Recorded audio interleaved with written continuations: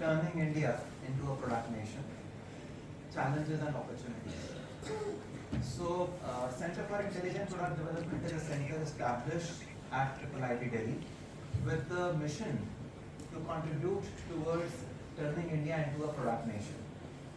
And it is in this quest that we are also intending to launch a 6-month certification program which will help to skill graduates and engineers on product development aspects, from embedded systems to design to embedded software, all the different aspects of it, so that by the time that 6-month period ends, we actually have startups coming out of these cohorts that we run, and we democratize product development.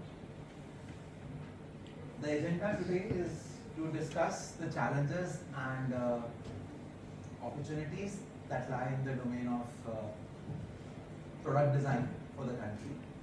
And we'd also invited Ms. Sunita Verma for this panel. She could not come, but she has sent her message, so I will just read it out for all of us. So she says that, I'm happy to know that Center for Intelligent Product Development, IIIT Delhi, is organizing a panel discussion on turning India into a product nation, challenges and opportunities during the IEEE-iSES. I'm confident that this discussion will not only help us identify key opportunities, but also pave the way for actionable strategies to overcome challenges. I trust that the Institute, along with other stakeholders, will take the decisive steps to implement the panel's recommendations and contribute meaningfully to make India a technology-driven economy, as envisioned by our Honorable Prime Minister. I extend my heartfelt best wishes for the success of this program. With that, let me also introduce our esteemed panelists. First of all, welcome to all of you. It's an honor to be moderating a discussion in which esteemed people like you are here. Let me start with Professor Rao. Professor P.V.M. Rao is a professor in mechanical and design departments at IIT Delhi. He was the force behind starting the design initiative at IIT Delhi. It was started with the MTech program in design, and then now they also have a full-fledged BTech program in design. Sir has also mentored, nurtured numerous startups over the past 20-30 years, and he leads the Assistive Technology Lab in the Postgraduate School of Engineering at IIT Delhi. Welcome, sir, and we look forward to your insights today. Then let me introduce Ramendra as Baoni. He is the founder and CEO of Bisquare Systems Private Limited. He has, over the past many years, taken numerous products from concept to market stage, and he has had product wins across the world. He has worked significantly with Japanese counterparts. So imagine Japan. When you think of Japan, you already think of very advanced products.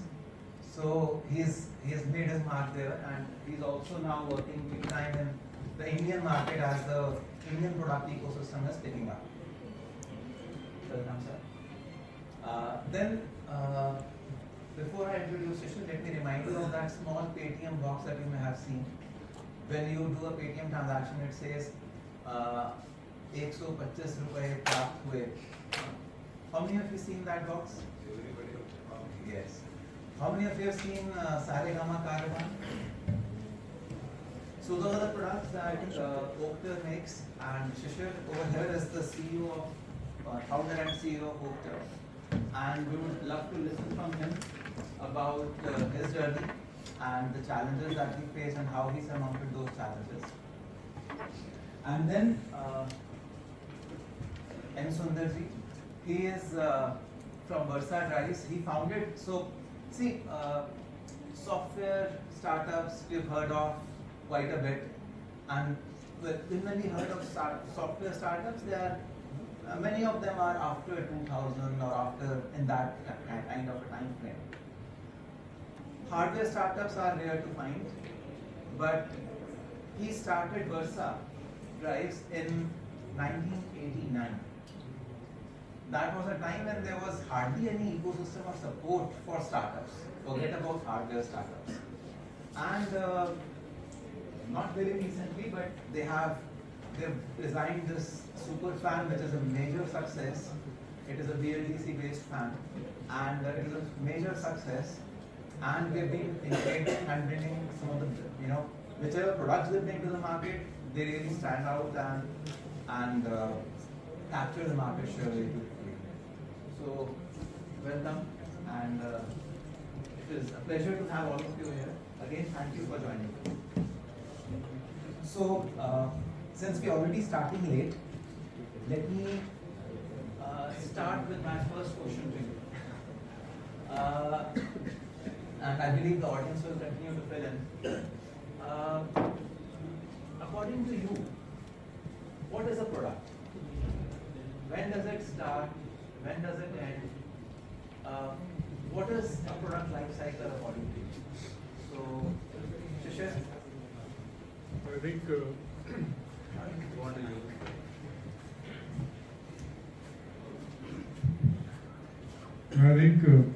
you definition of hardware product is what this discussion is more about. I think, but the product definition is more something which consumer wants, and it could be a software, it could be a hardware. We are specifically, all four of us, all three of us, started companies are working on hardware products, which are real physical products, which you can hold in hand. But I would say the definition of product is anything that a consumer wants and is able to use and able to do some value add in the either a consumer or a business life. I would put it in a little different way. When you make a product, you have enough courage to put it on the market and take the money from the consumer. Because the consumer is not going to part with this money that easily. And you also are not expecting any trouble from the product. You put it in the market and then you have problems. So you have the confidence to put it in the market and the consumer is willing to pay for it. That's a product activity. Interesting. So, Shishir said, what is interesting that I noticed from both of you is that it is about the customer. A product is what a customer wants. And Sundar added that it is something that you have conviction about and that you can extract money out of a customer's pocket. That is what makes it into a product. Professor? Okay. I think if you go by the definition, even from the innovation point of view, it's very broad, which is hardware, software. But there's also quite a few products where these differences are getting blurred. It's very difficult to say. I don't know if I look at Alexa or a Google Home, it's very difficult to say, is it purely hardware or a software or a product kind of a thing. In fact, we use products even in more generic sense. Yesterday, one of the IIT Delhi alumni dropped in office, said, I want to actually give back to the institute. He said, what are the products? So they are looking at that maybe a scholarship or maybe a chair is a product. So product is a very broad, but I think in today's context, we are probably, the concentration is where you're looking at more hardware, tangible product, which requires very different kind of infrastructure and facilities to make it happen. So I would also want you to add on the life cycle part of it, like where does it start, where does it end, what are the stages in between these? Sure. So, in today's context, we are talking about products which are maybe primarily focusing around electronics, and since we're talking about the Center for Intelligent Products, let me add the intelligence bit as well to it. So, in today's context, or okay, a product in general is something that's going to address the need in the market or need of a user fundamentally. As long as you're able to address some specific need of a user, you can broadly classify anything as a product, whether it's a software, it's a hardware, a hanger is a beautiful product, a seatbelt is a beautiful product, right? Now, these are all products that are able to address a specific need. So a product A has to address a particular need. B, the customer or the user, the end user has to like to use the product. So that addresses the part that the customer should be ready to pay for it. So if he likes to use a product, if it makes his life convenient, if it solves the problem for him, it's a product that the customer will be ready to pay. If it's a product that you feel that the customer needs but the customer doesn't feel a need for it, it's not really a product which is going to succeed. So let's keep the sort of definition aside for a product, but if we look at an electronic product, and specifically in this context, the way I would like to look at it is that in the electronics product space itself, in today's context, it is extremely difficult for somebody starting off today to be able to compete in the market on a pure electronic product. So that sort of leaves the only space available to us is of intelligent or smart products, which means that the products which have a lot of embedded software or connect with software and are able to create an experience, right? These are the products where Indian startups, Indian companies have some hope, but because if it's purely a hardware product, the battle is really tough because there is already a very large ecosystem of components, etc., which have been created in our neighboring countries. And if India is starting today thinking about these things, we're never going to be able to catch up. We're at least 30, 40 years behind, right? So that's a journey that we can't really handle. It is popularly said that we are very good at software in India, and we've made success in software. So I think software-driven products or intelligent products is the way I would like to talk about in terms of products. Now, in terms of a journey or a life cycle of a product, there would be quite a bit of shock if I share something with you that if you build a product, prototype, if you build the first version of the product and you show it to the customer and the customer is satisfied with it, and if you feel that you can go to the market with that product, that's only about 10 to 15% of the journey traversed in terms of the life cycle of a product before it actually becomes a successful product, right? So the 80 to 90% or 80 to 85% of the journey has just not been traveled, and you've probably not even thought about it, because the maximum amount of investment, the maximum amount of R&D, the maximum time is going to be spent on the rest of this 80%, which typically in the Indian context I've very rarely seen startups or enthusiastic R&D institutes to be even able to fathom what that means. So once you have a prototype, the next step is the product. The prototype will primarily be functional if it's coming from an engineering college, right? You need to address a very important thing, which is the ergonomics, the usability of a product.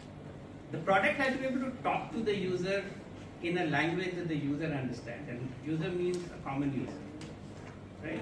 That's one very large part which is often missed out substantially. The second part is in the product engineering. So you have to take that product and take it to a phase which is called design for manufacturability, and take that product to a stage where it can actually be manufactured in a factory. After that is the scale up, where you have to, since you have to compete in the market where there will be competition, you will have to make the product market competitive, and you have to create a competitive advantage, which means that your basic manufacturing cost you have to be able to compete with the rest of the world. And when you're starting on something new, your numbers are small. Somebody is already selling millions of those devices, right? And you are starting off in a small scale. How do you traverse their journey very, very quickly so that you can push that product to the market at the right price point? So these are some of the aspects that you need to take care of. Then the life cycle support of that product. Once the product is built, it's gone into the market, you need to provide warranties to it, you need to provide spares, you have to provide servicing to it, and you have to continuously keep upgrading it because the rest of the world is not going to sit quiet, right? That whole journey is actually the journey required to take a product from an idea or from a prototype to the actual final product. So this is just in sort of a brief trying to summarize. Yeah, I think one thing which is also becoming important is it's not from birth to the death of a product. Post-mortem issues are becoming more important. So the idea is how do you dispose of the product? You know, the environmental sustainability is now a very integral part of your life cycle issues. You actually think about how do you dispose the product when you're actually building a product, not after its life is over. And the time is starting, Starting. deciding the materials. So that's also And Sundar also mentioned something like this, that when you have a product in the market, it should not be coming back, it should not bother you after, so you already have to think about how do you give the warranties, how do you ensure those things are handled, and how do you ensure that those warranties are not even activated and the product is first time right. Thank you. You want to add something? Just few things on this. I think one thing that Ramendra pointed out is about not having software being an essential part of the hardware product and not able to build a hardware only product in the current scheme of things because China is a huge advantage. I think that is right in the sense that that the only thing about that is not about the competition, because new products are always coming and you can always think about new problems that the consumer is facing and you can solve that. The thing about the pure hardware is it's easier to copy. Yeah. You can just look at it and then figure it out. Software inherently is more defensible because it takes a little bit more effort and to copy it, and it's also evolving. You can keep improving it, but I think there are still a lot of opportunities of pure play hardware with electronics product as well. If you look at the consumer behavior of your customer base, and that is one. The second part is that is also scary, as in the prototype to the manufacturing and the recyclability journey. And that is correct that it is like 10%, 20% is only the journey traversed with regard to when you have the prototype, and when you think about a lot of other things, it's kind of mind-boggling at this stage if you think about how will I manufacture it in large scale, how will I do warranties and all those things and recyclability. But I think the key thing is if you have a prototype or let's say a first batch of products which consumers really love, all the other things are easy to figure out. They look scary to begin with, but they are not. But they everything gets figured out. Well, I would rather not focus on that when we are starting to develop a new product. I would just focus on the customer love is there with regard to the product.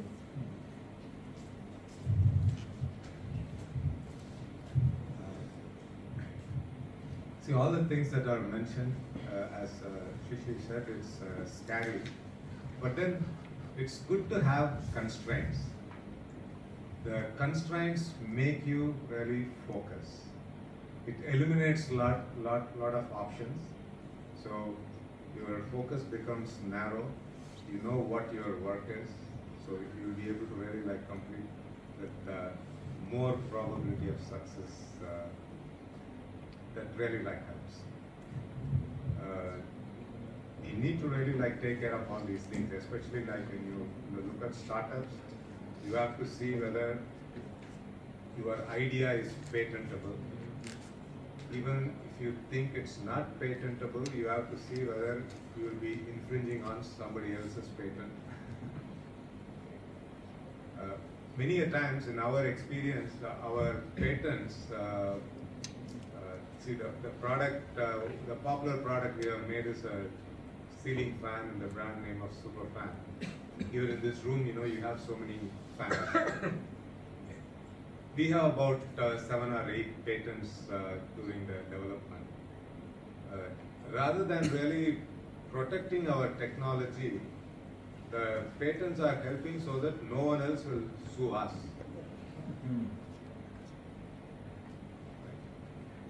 So that's one way of looking at it. So constraints are good. Thank you. In fact, this makes me think, because in this audience we have students and I'm sure they have lofty ideas. They want to be the next Oakters and the Versa and the Bisquare. And but yet they do not have the experience to become Bisquare or become Versa or become Oakter. So in your experience, what are the kind of challenges that they should be aware of? I'm not saying that they should get bogged down by those. As you rightly said, challenges to आएंगे, but if there is customer love, then those things are taken care of. You know, if the customer loves your product, then those challenges won't bother you. But what are the real challenges that you face in your journeys? And just a tip of the iceberg for them so that they know, okay, this can also come. And they should not expect a rosy picture. But yes, you all surmounted it, and then my next thing would be, what skills do you need to be able to surmount them? So the first one, sir. Okay. So I think new product development is not a very easy task. Okay. I think one thing which is, of course, everybody would say, which is also true, is that you have to fail a few times and you have to fail fast. Okay. And generally what happens is that, particularly looking from the ideas which is coming from the students would like to say, let's build this. Okay, this seems to be a wonderful idea. Let's build a product around it, or let's build this particular product. What generally missed out is that, did I do enough research to assess, is there a need for this product? Okay. So I think a complete assessment, even somebody says, let's say a company says, let's say, can you do, we would still do a research, okay, to know what is the need which this product is addressing. Instead of saying, I have a first product, then I'll find what need it serves, which is also a lot of students do. But I think if you spend enough time first looking at the problem, the need, and do enough research before you sit for a solution, the success rates have been high. Okay. So in other words, a lot of times what happens is if somebody gives a problem, many of them will immediately come up with a solution within a few minutes, saying this is a solution to this problem. But I think that those solutions are still not something which are not very well, researched. So unless you know who are my users, what do they want from this thing, what are the other products which are in this particular market, why I'm building another one, what is my USP, and if there are already solutions, why are they not working? Okay. Now all this research actually helps you to come up with solutions which are more likely to succeed. That is the first aspect. And it also helps you to reduce the number of iterations which you do. I don't think any product anywhere in the world would have where the version 1 has made it to a market. It's probably rarest of the rare.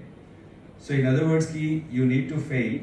Like when we look back at some of our product, they went through 5, 6, 8 iterations. But you also want to reduce the number of times you want to go back to,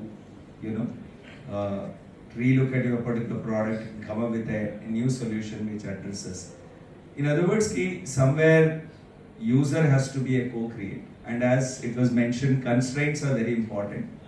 So often coming from a technical institutes, we only look at the technology aspect which goes into a product. Is this feasible?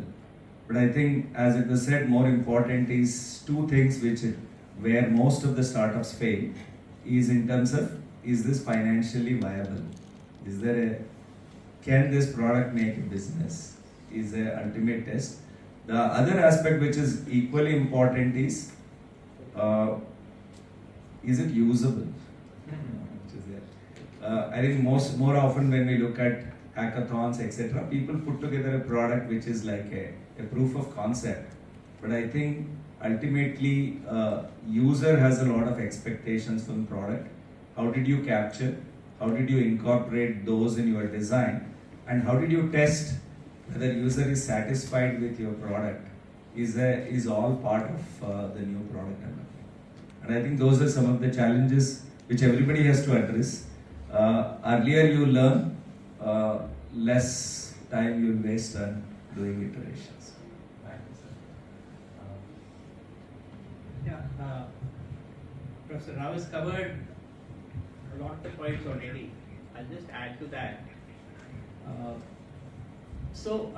Once you've taken care of some of the things that Professor Rao has pointed out, some of the other things that you also need to look at is, once this product is going to go into the market, so let's say you've done the user testing, you've got an early customer.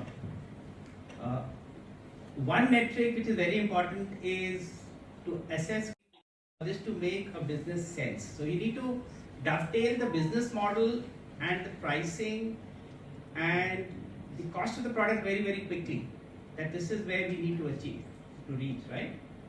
Now, when you're doing that costing, a lot of people, especially startups, would make mistakes in terms of being able to not factor in a lot of hidden costs which you've not accounted for currently, right?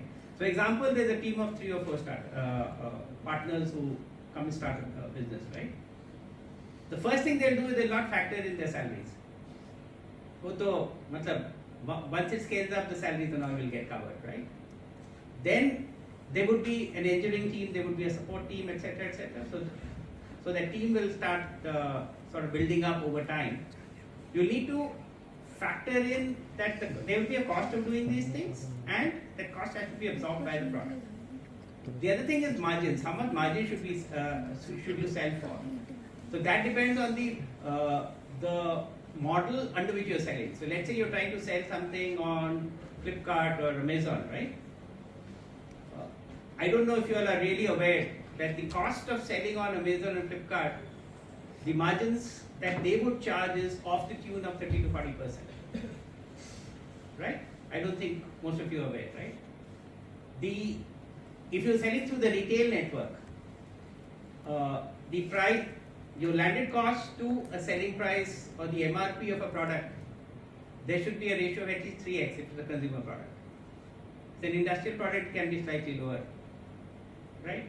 If it's a defense-oriented product, it probably has to be 10 times, because you'll have to take care of a lot of support, you'll have to take a lot of time in terms of validating the product. Right? Then is the question of creating a roadmap. So it's possible that your product may not be competitive on day one because the numbers are small. But you have to very quickly be able to assess, and that's where some of us can help you out in terms of guiding you in terms of how on volumes the cost scales. Right? Now, that's a very, very important factor to take into account, that once it's gone into this level of manufacturing and this level of volumes, what would be the potential cost? You could introduce the product at a loss on day one at that level. Another thing that a lot of times startups don't take into account is these multiple iterations Professor Rao talked about. Each iteration means the cost of the entire team continuously burning that money, right? So you may have taken money, let's say from parents or some relatives or an angel investor. The moment there is somebody funding you, there is a pressure on you on day one to start delivering. And it often happens that under that pressure, you introduce something very, very quickly into the market and you start having recalls. Now, how do you address recalls? You're giving a warranty on a product. Obviously, the customer expects a warranty. Now, depending on the size, physical size of the product, if the product is out in the field, it'll have to come back to you, you'll have to repair it, send him a spare, right? Just imagine the way the costs are going to escalate if you take care of these things. So validation, testing, like Professor Rao said, these are extremely, extremely important things. Thank you. Shishir, and quick words. Yeah, I think I just add a few more things to this. One is understanding of a market. I think this is another way to understand what is product is needed. For example, Sundararajan sir launched fan. So everybody has fans. When we started in 2014, we looked at Google Nest and we said, wow, what a hit product, and we will launch it in India. So we launched a thermostat. It was an utter failure because there is no thermostat market in India. We had to create an awareness ki raat ko it's too cold in the night, you can conserve your energy of the AC and all by doing modulation of that.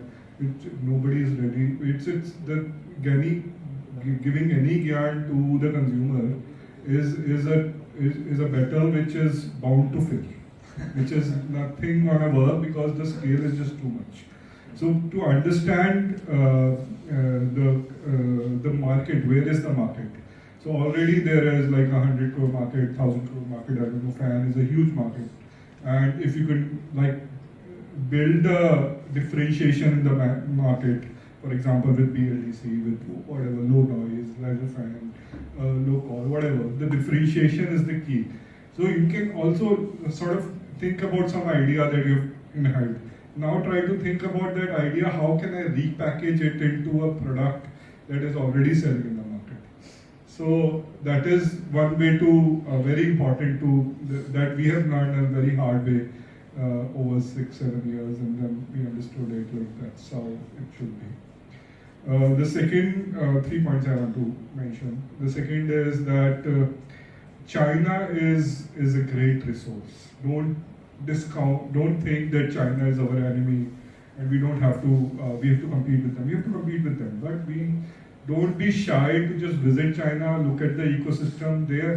Their whole electronics, growth of electronics hardware has gone in parallel in the last 30-40 years, has gone with the growth of China itself.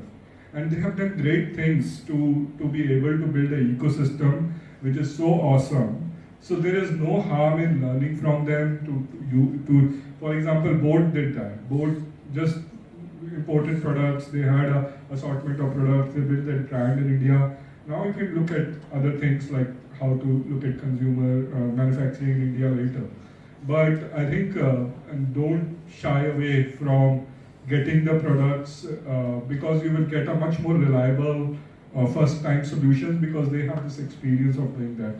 We have tried to work with a lot of brands which are trying to do new products, but it's hard for us because the cost of development for each new product is very high. Unless the larger volumes are sort of expected, it becomes very hard for us to support such development. But for China, that's not the case. They have already a lot of ecosystem ready, so their cost of development of a new product is much lower, and then that will help you.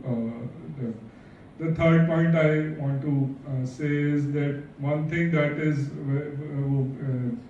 this Facebook guy has made very popular is break things and move fast, which is great for software because the cycles are low and you can like quickly upgrade the product and all. It's difficult in the hardware space, so you have to be very particular once the product goes out shipped, that it's very hard to sort of, if there is some bad reputation that comes with it, it's very hard to fix it, which is possible in software. And it's, so these are the 3 things I would say.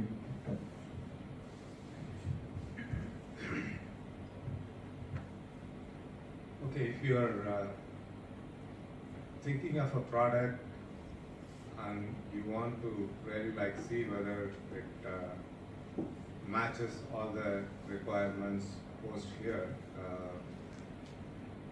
there is one simple formula I use.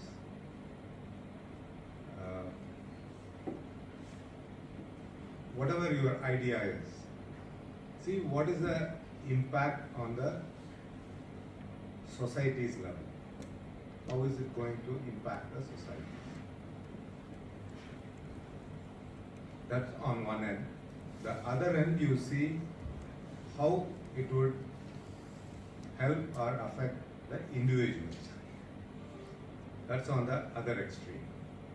So if you look at these two and weigh the advantages and disadvantages, you will be able to conclude whether your product is going to be a success.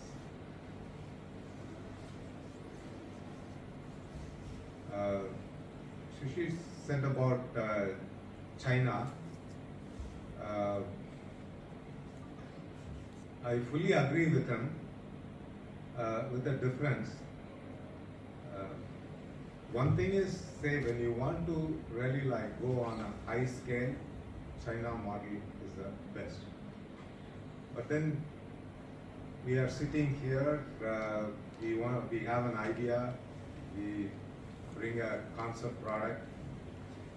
Yes, in the concept product itself, you actually like think of the ergonomics, the look of the product, and how useful it is, and use my formula to see how who are all going to get affected or to whom it will be useful.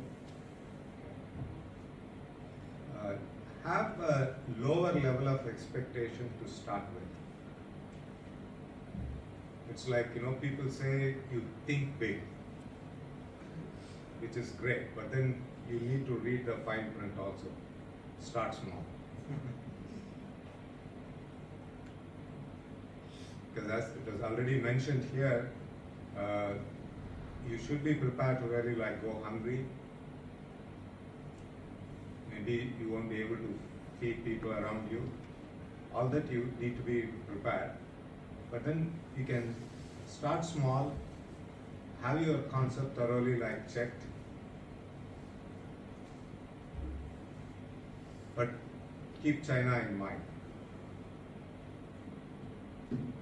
They have really like good workable solutions. Even if it is not as a product, even how they go about manufacturing the product. Each one does only what he is good at. They don't mind really like outsourcing. So that's something we can really like do. Thank you. This takes us to a tangent which I was not expecting actually. But still, it is a very interesting thought that if there is a service that is readily available in the market, you need not burn your hands on that service. Take that service for now and then develop that capability to be able to vertically integrate that service over time. But what I hear is that it is important to be in the market with the right solution without quality issues first, and then you can internalize that thing within house stuff. So we talked about challenges. Can I just add on to the point that was made on China? So I have traveled to China probably 50, 60 times in the last 15 years. There was a very interesting combination that we used for some of our products, how we used the capability of China and complemented. So in the year 2008, I think, we helped one of the brands to launch media players in India, the portable media players. In those days, they were called MP3, MP4 players, those type of products. USB form size, yes. Yes, absolutely. No, slightly bigger. They had a screen. Okay. So this large business group came to us. We were consulting for them, and they wanted to get into this consumer space. They were already into other media space. I won't want to name the company here, but the natural thing for us was to talk to the semiconductor companies around and see how to build this product. We talked to ST, the typical microchip, etc. And realized that we are way off the target price at which products are sold. There's a huge gap, massive gap. So that was the time when I first traveled to China. I said that let's figure out how the Chinese guys are able to sell these MP3 players which are so cheap. And we went and did some survey and figured out that 90 to 95% of all these MP3 players, their software looks the same, their UI is identical, they use the same chips inside. So we discovered that there was a Chinese semiconductor company in those days, which was actually manufacturing this chip which was there in almost every Chinese media player. So we went and met, we wanted to meet that company, obviously going to China, you can't speak their language. We were fortunate that the head of international business there was an American. Okay. And so tried to make contacts, went and met that company. And we figured out that they had a brilliant chip that they had developed, which everyone was using, and that's the reason why their chip was so popular. And obviously none of the other companies would be able to compete in that space.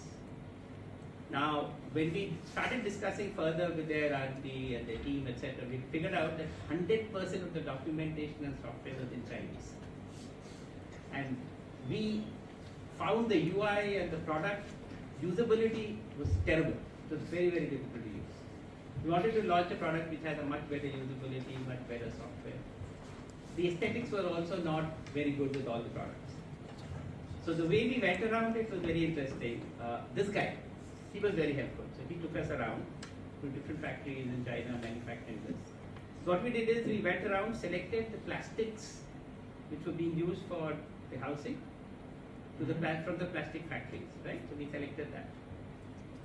And the software we wanted to do, but we could not understand the documentation, right? There was no documentation. So finally we resolved a very interesting method. This guy suggested, why don't you work with a Chinese design house? So we collaborated with the Chinese design house. We would design the software flow,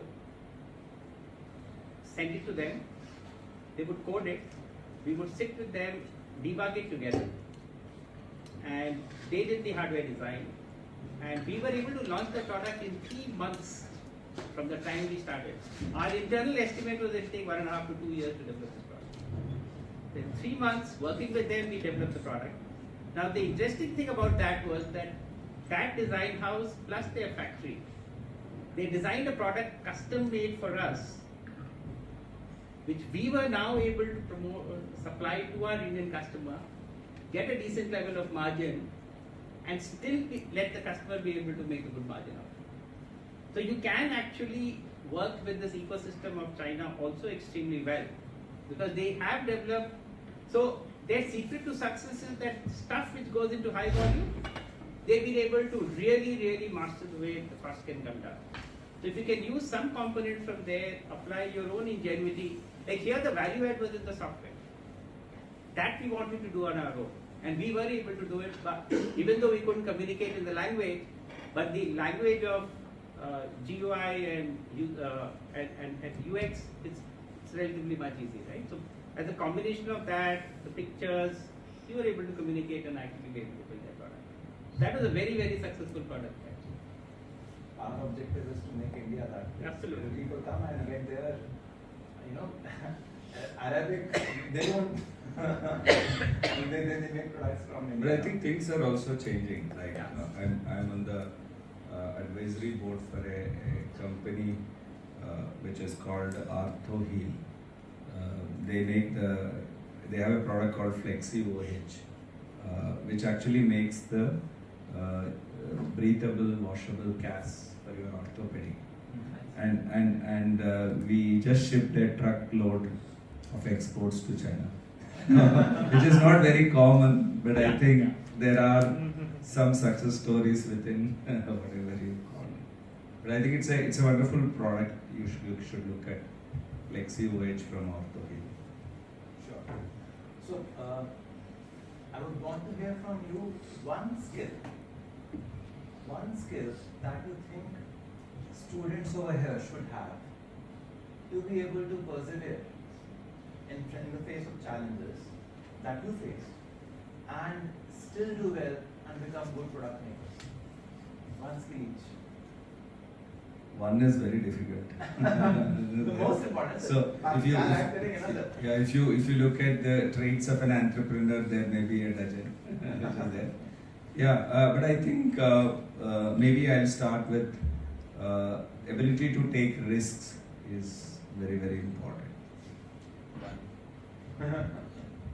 Maybe we can do rounds. And keep adding the skills. Yeah, I think the most important thing is, according to me, staying with the problem. You have to have the patience to stay and make it work. You keep failing, but you have to just stick on to it and it will succeed. That's for sure. But most people tend to give up very, very quickly. If you're ready to fight it out and actually be able to take it through, I think that's the most important thing. Everything else can be tackled. This is the one which you have to have it inside you. Yeah, perseverance. And perseverance, I would say, coupled with honest assessment. Lot of time we are in our own ear and we don't see the Yes. reality the way it is, and we want to, especially when I would say when I came out of college, there is a lot of so it takes time to get grounded, that the world doesn't rotate around us the way we want, and there is the world is really big, and to be able to be honest with the results, and to, let's say, free markets is I think the greatest invention of human race, and to learn from the free markets and honestly learn from free market is and still persevere is the greatest thing. I will oblige Anuj with one word. Courage. Courage. Thank you. Just, I think looking from the other aspect, we were also analyzing why do startups fail? What are the reasons? The number one among them is that the team is not complete. So, in other words, as an entrepreneur, you require a lot of technical skills, you require a lot of personality skills. It's sometimes very difficult to have such a sarvaguna sampanna entrepreneur, which is there kind of thing. But I think this is also a little cultural problem with our country, is that we don't, suppose if I have a certain skill set and for entrepreneurship I need something which I don't have, I don't easily shake hand and bring another founder easily. It's like I have seen in US as a visiting faculty, university notice board saying ki co-founder wanted. I am yet to see a notice which says co-founder wanted, which is there. This is amazing, because what I am hearing from this esteemed panel is that we need to have that appetite for taking risk, a dream that would inspire us enough that we are able to put everything on stake, let us say. I am hearing that there has to be perseverance, that don't give up. If you have that conviction for your idea, conviction for your product, then there is no reason why for you to give up. Challenges will come, but with that conviction you can surmount those challenges. I heard about humility, that we may start with a huge air around us that, oh, we are IIITs or we are IIT, but the world doesn't revolve around us. We should have the humility to realize that we are a small speck.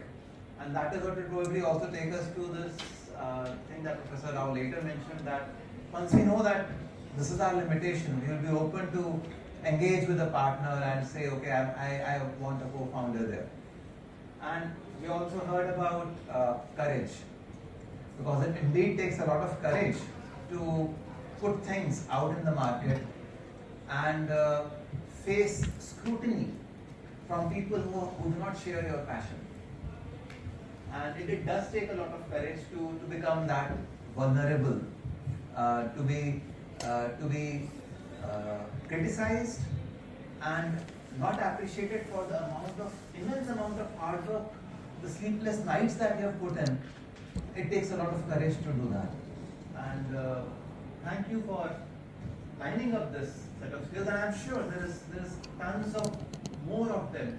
But these are good starting points. These are good things that they definitely should have. Would you want to also add some technical skills that they should, sharpen and hone up quickly? I think it depends largely on the product. If I'm doing, let's say, any embedded product, I need mechanical, electronics, computer science. Even there, the co-founder possibilities do come. But I think generally one of the other aspect where the skill gap comes is not many of our educational programs give you enough hands-on experience to do experiential learning. So when people want to do hardware, if you have not done enough things in the university, you need to learn those things very quickly to be on the job, which is there. So maybe I'll start from there. Yeah. So maybe I'll add 2 skills to that. One is that business means finance. If you do not have the ability to understand cash flows, money, you can't succeed in business. It's as simple as that. As engineers, we typically don't understand that at all. Right? That's, I think, a skill that you need to pick up or you need to partner with.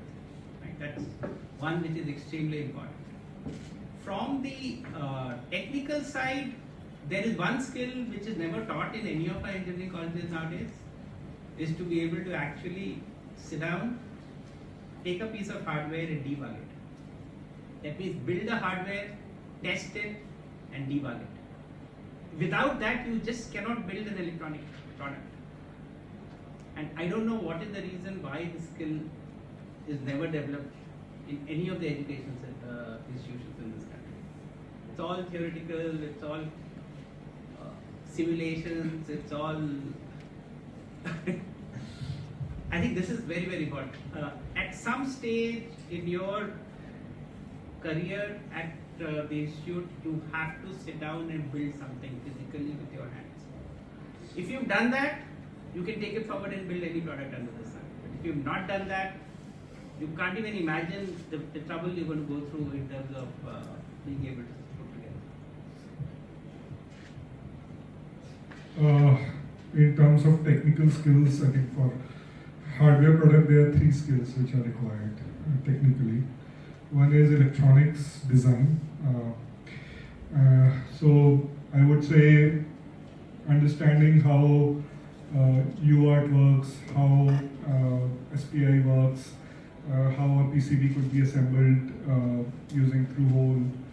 These are the, I think I just saw the course material. Unfortunately, there's not much. I haven't encountered much. We have hiring problems throughout our journey of 10 years for hardware products. These are the skills that are required. So once you do it yourself, then you will be able to do it better with your startup and other people. So one is electronics, the third is coding. The firmware is firmware and the cloud coding. The firmware, I think, is very important. Firmware coding is very important in the sense that it is different from cloud, that you have to optimize on the sources. Because the lesser code you are able to write, the more optimal code you are able to write.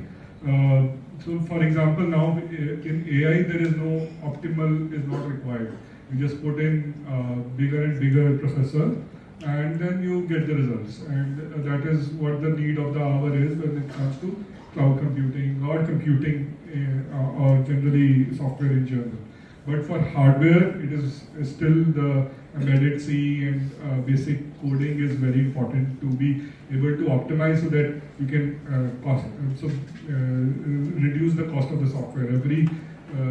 gigahertz, every hertz you can reduce from the microprocessor, every memory you can reduce from the memory is a cost advantage you can get.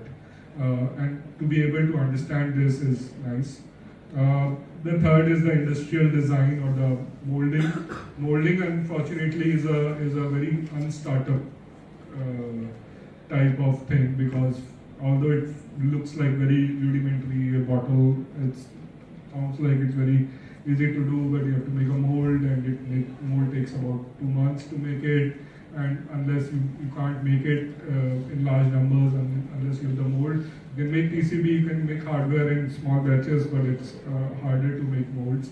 And once you make a mold, it's very difficult to make changes. So you have to be very particular about the plastic engineering or the metal engineering that goes into it, and how to if you understand this, I think it's a good opportunity in the university. Obviously, you can get these skills and hire these people once you start, and obviously the soft skills are more important, and building right partnership is more important. But I think if you can learn these three things, that will give you more confidence with regard to unraveling or developing better products.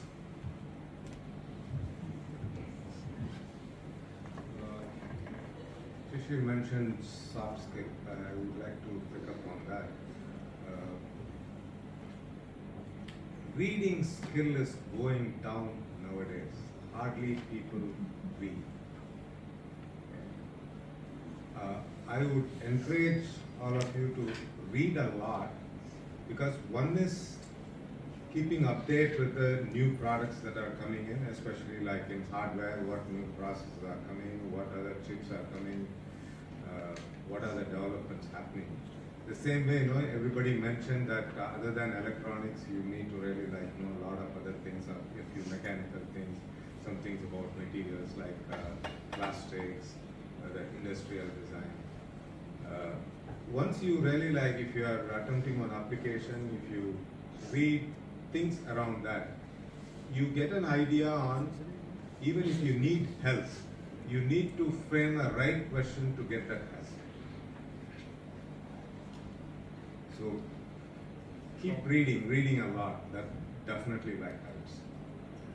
Unfortunately, now that has become a skill. So thank you. This is again a very wide array of skills. But what I heard actually across all of you is that to have a successful, intelligent product, you need a combination of, in terms of technical skills, a combination of electronics, computer science, and also design.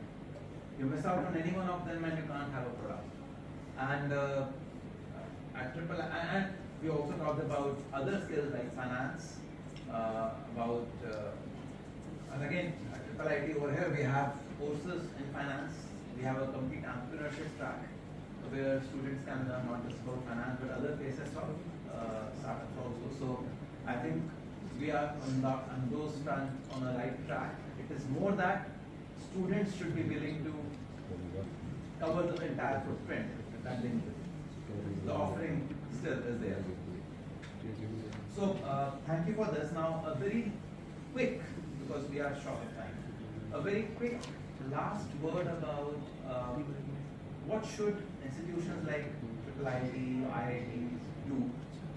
What should industry like you all do? What can the students do to really foster the product culture in the country, where we start to think of being the owners of the products? So start with you. From there.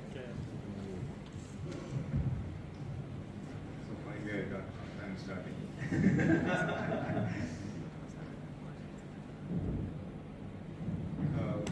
One is the faith when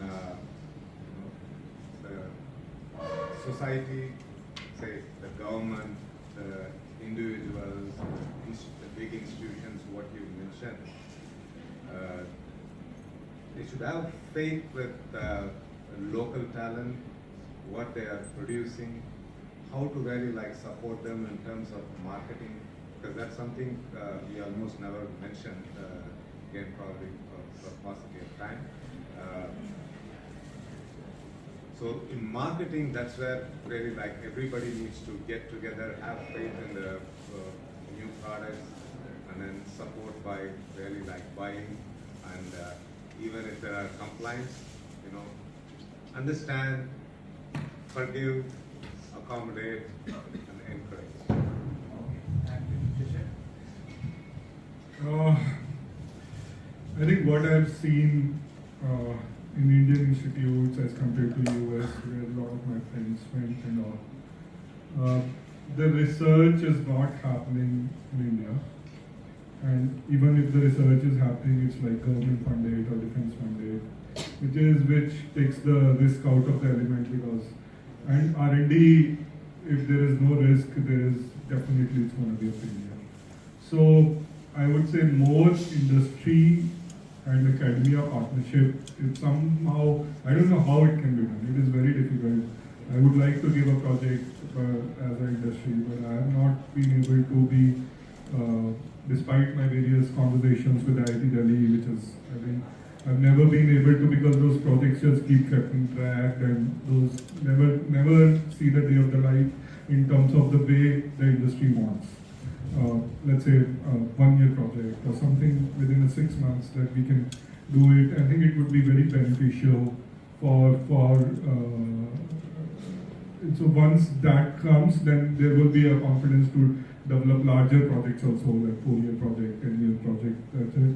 But there is no output coming up from research, whether all across the country, all academic institutions. So that would be great if something could be done in that regard. Thank you. Yeah. I've been a visiting faculty at both IIT Delhi and its Pilani,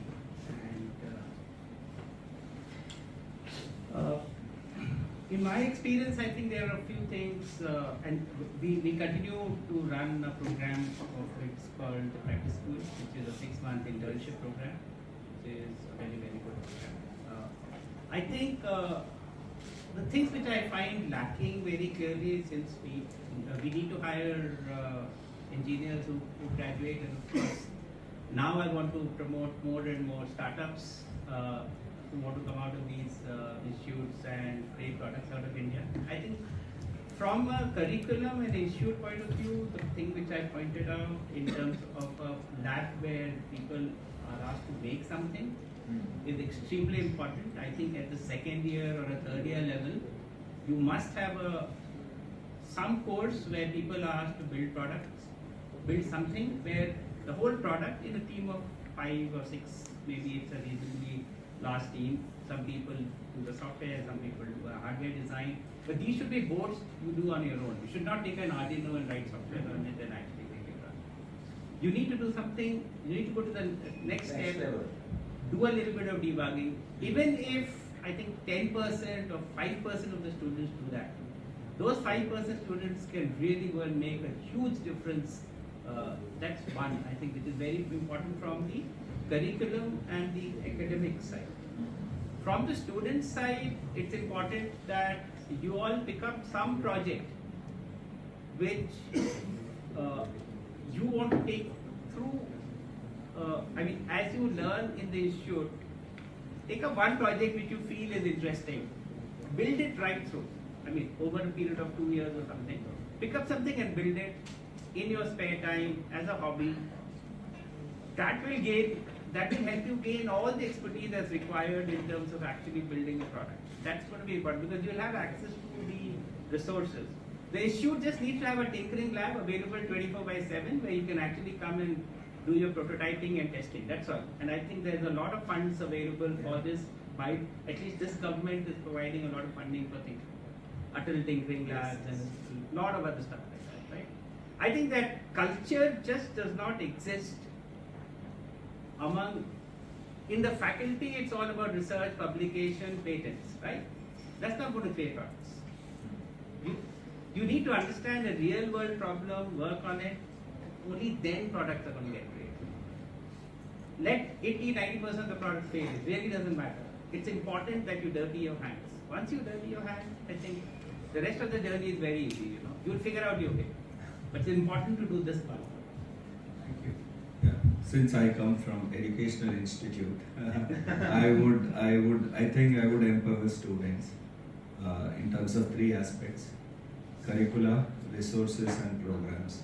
So coming to the curricula, it would be good to have a course in the very first semester where you excite students about products. It need not be building the product, just the journey of an entrepreneur who built great products, itself excites people to do that as a first. I think second semester everybody should build a product. So there is a product realization. It's not that you understand the engineering and build a product. Just build a product, because I know a lot of school students can do, why not a first year engineering student can build a product. And I think in third, fourth semesters, fifth semester, there should be enough courses where there are no lectures and examinations, but these are more product building courses. Working in teams would be a great, is an investment. And in case, let's say, any of these courses come up with a product which has a potential to reach, give us seed funds to build a functional prototype and maybe an MVP, is this thing. And also entrepreneurship programs in 7th and 8th semester or even before, if you have minor areas in entrepreneurs, etc., is there. And also post, is it possible to give a semester break for doing a startup? Is this thing many universities give, we give. We also give 5 credits to students who take a semester break. It's not only you get a break, you get 5 credits also. That means we made it a curricular. Yeah. No, it's not a new, it's there for 7-8 years now. So, and also in case, let's say, a student has graduated and would like to stay for an additional year, can you give a fellowship for an additional year to take the product to market? Is another one. In terms of resources, you need 3 things. Physical resources like maker spaces and things where you build it. Financial resources, which university and governments, I think, will be able to do. And also intellectual resources.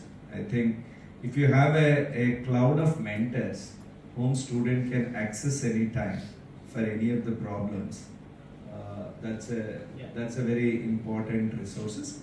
And in order to build all these things, you need programs like seed funds, etc. Thank you. This was really very comprehensive list of to-dos, and I know my friends are jotting down each and every They one of should. those. I think every student should go and insist their institutes to do this. Yes. So, thank you. We will have to close this scintillating discussion now, because it really triggered lots of interesting ideas. It gave lots of interesting ideas to me, and I think each one of us in this room are going back more knowledgeable, with better understanding of the challenges that we can expect to face, and also about the skills that we need to have within us to be able to handle those challenges in a stronger manner, in a more powerful manner. So thank you for giving us that time and that piece of your mind. There's a small token of thanks that we want to give you. So if we can have them for the, in the meantime, we can some questions. Yeah, if there are any questions from the audience, we missed that aspect because of paucity of time. I thought that was the most important. Yeah, that's Yeah. actually the most important.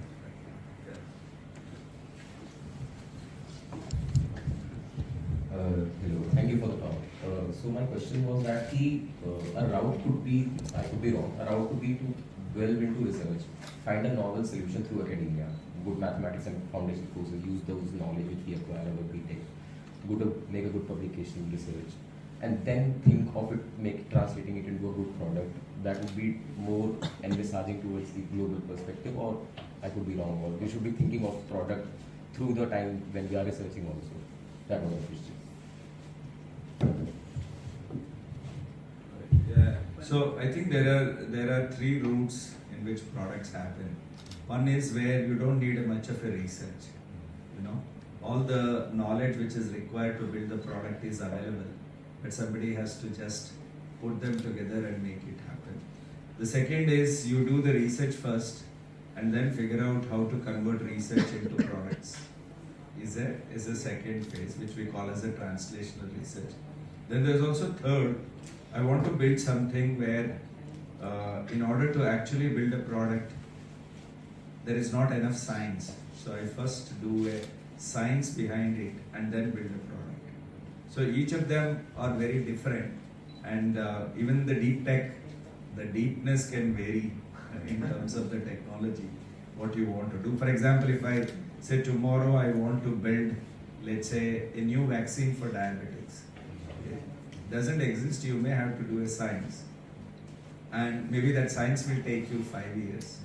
And then you do, those are long-term grand challenges. But I think what students generally do is something where undergraduates, because they don't go into much of specialized courses, so they can do quickly, look at what are the, for example, if there is a pain point for a customer, how do I solve it using a product is a quicker one.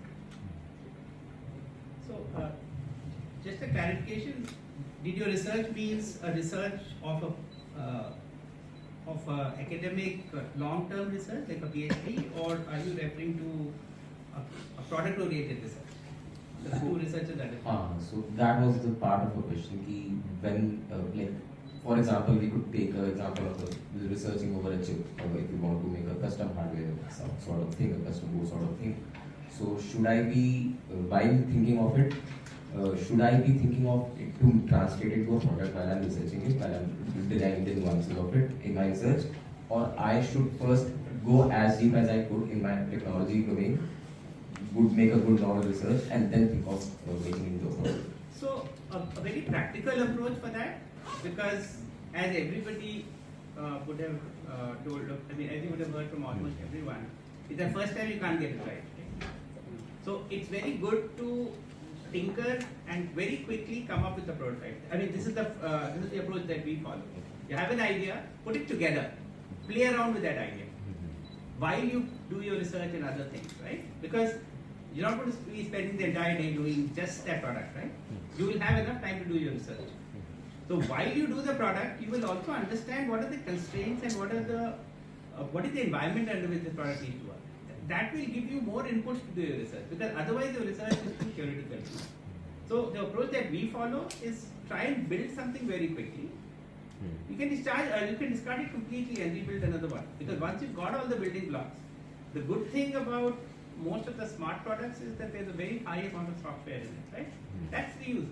You can write it in a way it's reusable, right? Then you can port it to anything that you create. I think that's what I would recommend as an approach to gain the confidence that you can do it. Otherwise, you may lose confidence and just keep doing this.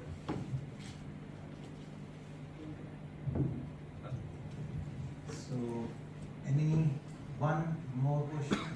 At most one more question.